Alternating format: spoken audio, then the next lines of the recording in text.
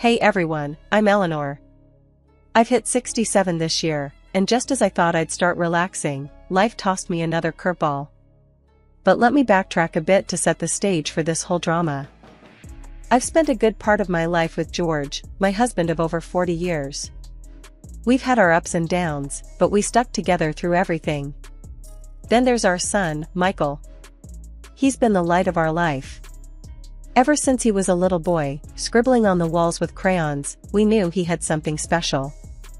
Despite knowing the starving artist cliché, we never stopped him from chasing his dream to paint. It wasn't easy, mind you. Money was tight, and the uncertainty of his next paycheck was always looming over us. When Michael turned 30 last year, he dropped the news he was getting hitched to Lucy, his girlfriend of just about a year. We were thrilled, honestly. Lucy seemed nice enough, quiet but polite, and she made our boy happy. That was good enough for us. We went all out for the wedding to give them a day to remember. The first hint of trouble came subtle as a sledgehammer. Lucy had her heart set on a ridiculously expensive wedding dress, something that screamed more demand than request. "Eleanor, I just found the perfect dress," she'd said, flashing her phone with a picture of a designer gown that cost more than what we spent on our first car. "Lucy, honey, that's a bit steep, isn't it?" I tried to keep my voice light, but my stomach was doing somersaults. "It's my special day, Eleanor. I want to look stunning. You understand, right?" Her tone wasn't mean, but there was a sharpness there that you couldn't ignore. So, I caved. "All right, we'll figure something out." And we did. It set us back a pretty penny, but the look on Michael's face when he saw her in that gown, I told myself it was worth it.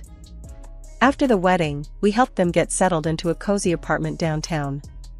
Rents aren't cheap, but we didn't want them starting their married life in some dingy hole in the wall. I remember that morning clearly. The sun was shining, but not too hot, a perfect spring day. George and I were in the middle of enjoying our second cup of coffee when Michael called. He sounded more excited than usual, and I knew immediately something big was up. "Mom, Lucy, and I have some news," Michael blurted out before I even had a chance to say a proper hello. "What's the good word, son?" I asked, my heart starting to race a bit. George put down his newspaper, giving me a look that said he was thinking the same thing I was. "We're going to have a baby," Michael announced. You could hear the smile in his voice. It was one of those moments that just fills a room with joy, even through a phone line. "Oh, Michael.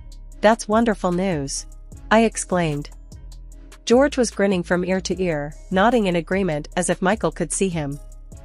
"Thanks, Mom. We wanted you to know first. We're telling Lucy's parents tonight." I turned to George, mouthing, "We're going to be grandparents." And he just chuckled, shaking his head in happy disbelief. That afternoon, I decided to visit Michael and Lucy to congratulate them in person and maybe talk about how we could help out. When I got there, Lucy was sitting on the couch, looking a bit pale but happy. "Congratulations, dear," I said, giving her a gentle hug. "You okay? You look a bit tired." "Thanks, Eleanor. Yeah, just a bit of morning sickness, nothing major," Lucy replied, managing a small smile. "That's normal, honey. Anything you need, just let me know," I offered, feeling that rush of excitement about being a grandma. "Actually, since you mentioned it," Lucy started, hesitating a bit. "I was wondering if you could help out around here sometimes? With the baby coming, things are going to get a bit hectic." "Of course, dear. You know I'm here for whatever you need. Cleaning, cooking, you name it," I said, eager to be involved. Lucy's response was a bit more direct than I anticipated. "Great, because I can hardly keep up as it is." And with the baby, her voice trailed off, leaving the sentence hanging with an unspoken expectation. I reassured her. "Say no more, I'll come by a few times a week and help out." "How does that sound?" "That sounds necessary," Lucy replied, not exactly overflowing with gratitude but clearly relieved. On my way home, I couldn't shake a twinge of concern. Lucy's words, "that sounds necessary," echoed in my head. It wasn't the warm thank you I'd expected. But I brushed it off, telling myself I was just being overly sensitive. After all, she was pregnant and probably overwhelmed. True to my word, I started helping out at Michael and Lucy's place the very next week. I'd sweep in with my bag of cleaning supplies and a casserole or two in hand, ready to lighten their load. Michael was always so grateful. He'd give me a big hug and say, "Mom, you're a lifesaver." Lucy, on the other hand, wasn't so easy to please. After a few visits, she started picking at the details. "Eleanor, you missed a spot there on the counter, or this casserole is a bit bland, isn't it?" Her words stung a bit more each time. It was clear she was taking my efforts for granted, and her occasional thanks felt more obligatory than genuine. I kept my frustrations to myself, mostly. After all, I was there for my son and my future grandchild, not for praise. But it was hard not to feel a bit used when even your best efforts are met with criticism instead of appreciation. It was a Tuesday, a day like any other, when I headed over to Michael and Lucy's apartment to do some chores and drop off some homemade chicken soup. I thought it might help Lucy with the nausea she'd been having. I'd just finished up cleaning the kitchen and was setting the soup on the stove to warm when Lucy came shuffling in, looking worse for wear. "Oh, Lucy, you don't look so hot today. Why don't you sit down and I'll get you some of this soup? It'll make you feel better," I said, trying to be as cheerful as possible. Lucy grimaced, holding her stomach, and muttered, "I hope it's better than last time, Eleanor. That soup didn't sit well with me at all." I was taken aback, but kept my tone light. "I'm sorry to hear that, dear. I made sure to use all fresh ingredients this time, just in case." Lucy slumped into a chair, eyeing the pot as if it might bite. "Well, we'll see. Last time I was sick all night. Michael had to stay up with me." Now, I knew for a fact there was nothing wrong with the soup I made last time. But I bit my tongue, not wanting to start a fuss. "Let me get you a small bowl, and you can see how you feel," I offered, ladling out some soup. She took a tentative sip and then another. "It's okay, I guess," she conceded, though her tone was less than grateful. We sat in silence for a few minutes, the only sound being the gentle ticking of the clock on the wall. Suddenly, Lucy clutched her stomach and let out a groan. "Oh no, not again," she gasped, her face twisting in discomfort. I jumped up, my heart racing. "What's wrong? Do you need me to call Michael? Or a doctor?" "No. It's your damn soup. It's making me sick again," she shouted, pushing the bowl away so forcefully it nearly toppled off the table. I felt a flash of anger, but swallowed it down. "Lucy, I assure you, the soup is fine. Maybe it's something else? You've been having morning sickness." "No, Eleanor. It's your cooking. You're trying to poison me or something." Lucy was on her feet now, her voice rising with every word. I stood there, stunned. "Poison you? Lucy, why would I ever do such a thing? I'm here to help." Lucy's eyes were wild, her breathing heavy. "I don't know, but I can't trust you. You and your old-fashioned ways, always meddling. I need you to leave. Now." I grabbed my purse and headed for the door, my mind reeling. As I walked down the hallway, tears stung my eyes. How had it come to this? I'd only ever wanted to help. The day of the baby shower arrived, and I was a bundle of nerves. Despite everything, I was determined to make this a special day for Lucy and the baby. I had spent weeks planning and picking out what I thought were perfect gifts, soft blankets, cute baby outfits, and even a handmade quilt I'd spent nights sewing. "George, do you think she'll like what I picked out?" I asked while packing the car with the gifts. I couldn't help but worry after everything that had happened. George, always trying to keep the peace, gave me a reassuring pat on the shoulder. "Ellie, anyone would be lucky to get your gifts. They're from the heart. Don't fret." We arrived early to help set up. The venue was a pretty little hall decked out with balloons and banners proclaiming, "It's a boy." Michael greeted us at the door, his face lighting up when he saw the pile of gifts we brought in. Lucy was already there, fluttering around and directing decorations with a few of her friends. She seemed in good spirits, which eased some of my tension. "Hi Lucy, need a hand with anything?" I offered, hoping to break the ice a little. She glanced over, a quick once-over that didn't quite hide her impatience. "No, thanks, Eleanor. We've got it all under control. Just enjoy the party," she said, a bit dismissively. Finally, the time came. Lucy sat down, a mountain of gifts around her, and the room quieted down. She started with ours, probably out of courtesy since we were the grandparents. She unwrapped the first package, pulling out the handmade quilt. I held my breath, watching her face for any sign of approval. "Oh, this is quaint. Thanks, Eleanor," she said, the word quaint hanging awkwardly in the air. The room was silent for a moment, then filled with polite applause.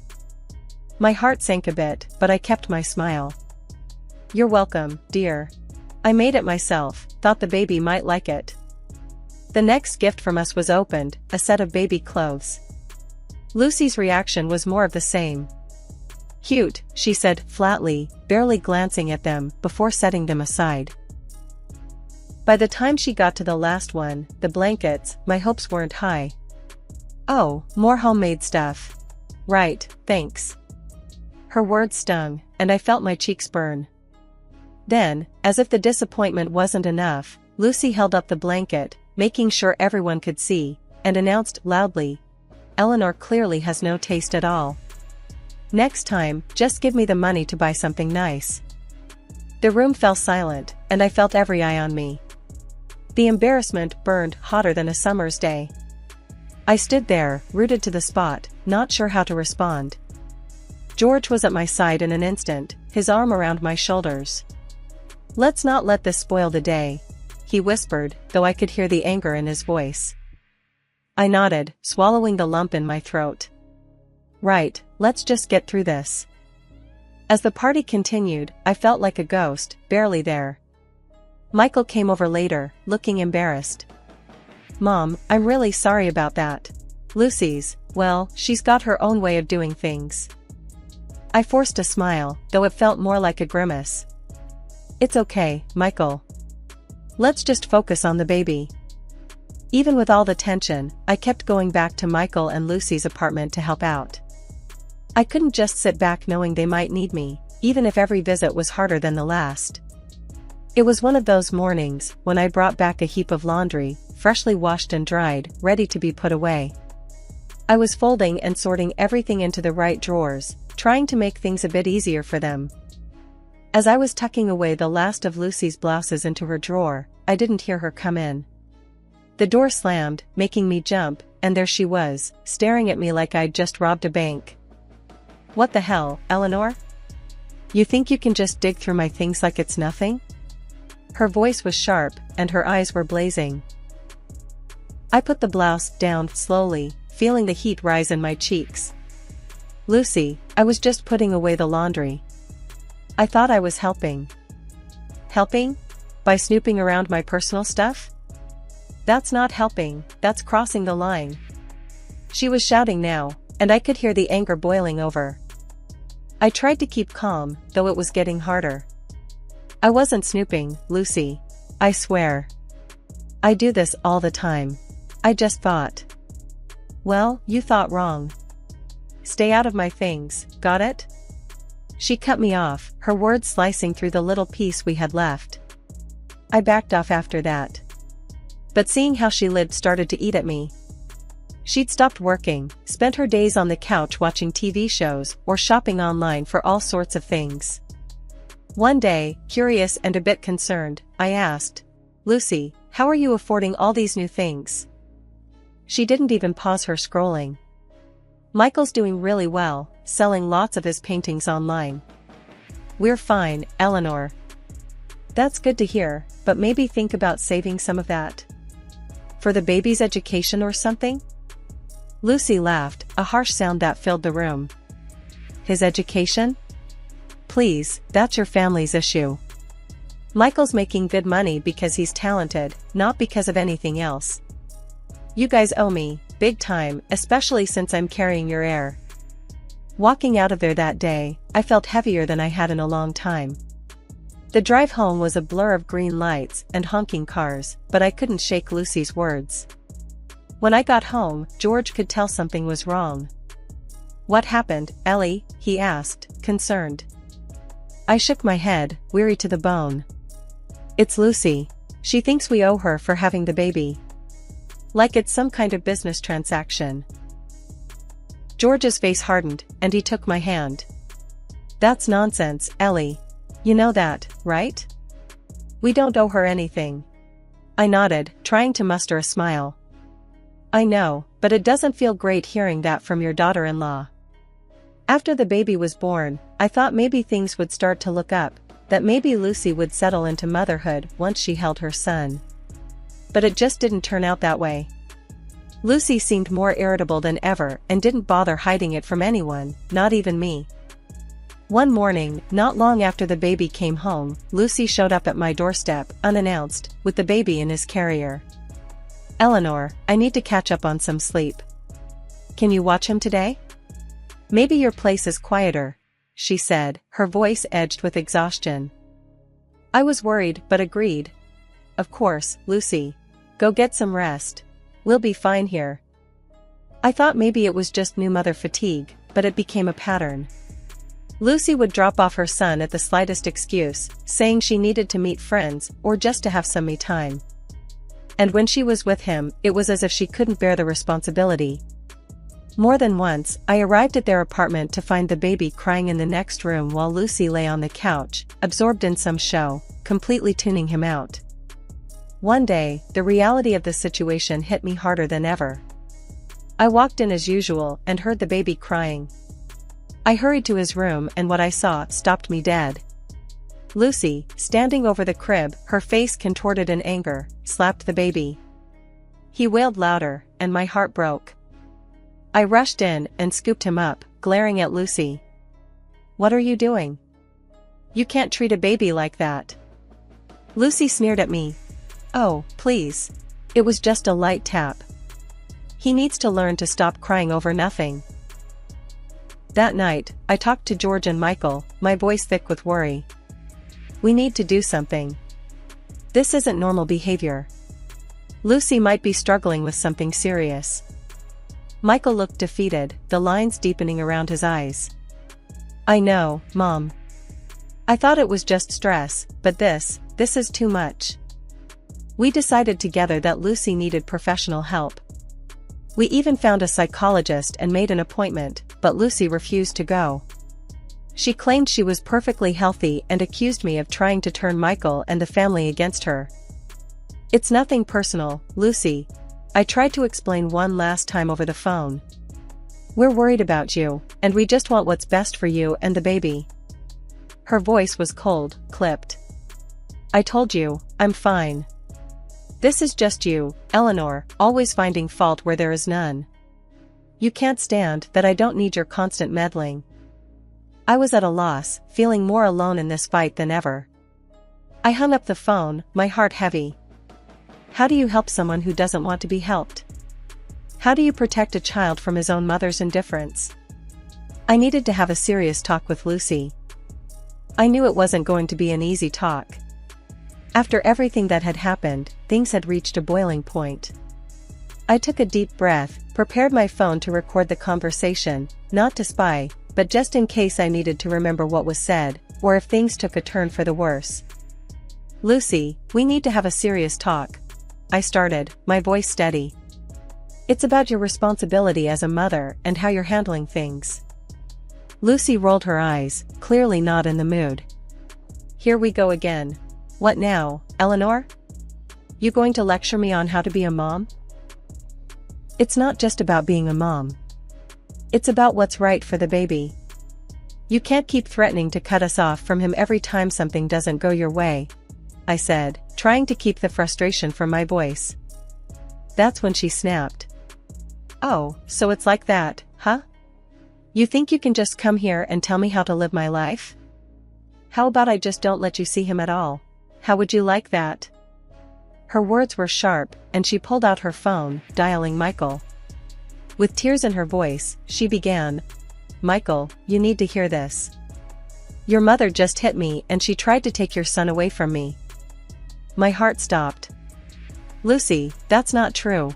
Why are you saying that?" She ignored me, continuing her tearful tale to Michael. "You need to do something, or me and the baby are leaving. You need to choose, Michael. It's me and your son or them." I was in shock, barely processing what was happening as I heard Michael's confused voice trying to calm things down, suggesting they talk later. Lucy hung up, a smug look on her face. "See? You'll never see them again if you don't do what I say. Give me $100,000, or it's over." I was stunned into silence. This wasn't just a threat, it was outright blackmail. Before I could gather my thoughts, the baby started crying from the other room. Instead of tending to him, Lucy shouted at him to shut up and refused to change his diaper. That was it. The last straw. I couldn't take it anymore. "This is wrong, Lucy. You can't do this. It's not right," I said, my voice quivering with anger and despair. "Oh, just shut up and leave if you don't want to help," she snapped back. I left the apartment, my heart breaking with every step. What had just happened? How had things gotten so out of control? That evening, the phone rang. It was Michael, his voice heavy with sadness.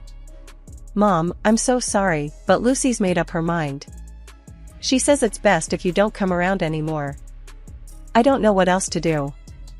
In the background, I could hear Lucy's angry shouts, declaring they were cutting all ties with us.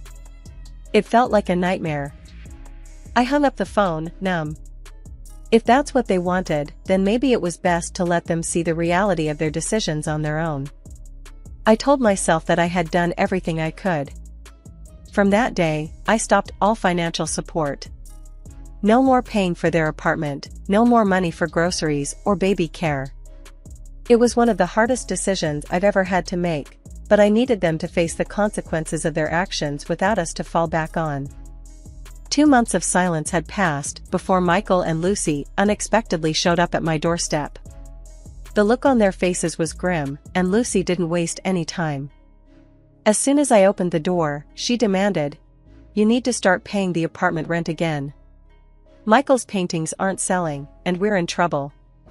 Once we were all seated, with George beside me for support, I addressed them both firmly. "We're not going to continue paying for your apartment.